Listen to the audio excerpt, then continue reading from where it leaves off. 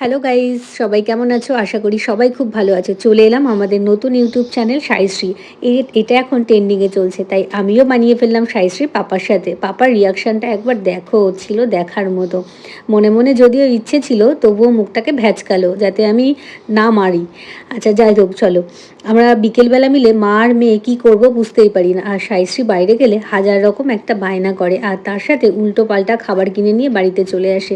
সত্যি কথা বলতে এগুলোর লোভ আমিও সামলাতে পারি না, তাই দুজনে মিলে খেতে শুরু করে দিলাম। আর এরই মধ্যে দেখো একটা খেলনা বেঁধেছে, এটাকে আমরা ছোটোবেলায় ঘুরঘুরি বলতাম। আর ওটা নিয়ে সাইশ্রী অনেক খুশি, দেখো একা একা গান গাইছে। আমি জিজ্ঞেস করছিলাম দিদিভাই কী কী করিয়েছে, ও সেটাই বলছে। আজকে সাইশ্রীর গানের ক্লাস আছে, তাই জন্য আমি আর সাইশ্রী রেডি হয়ে গেছি, তবে আমি এখনও চুলটা বাঁধিনি।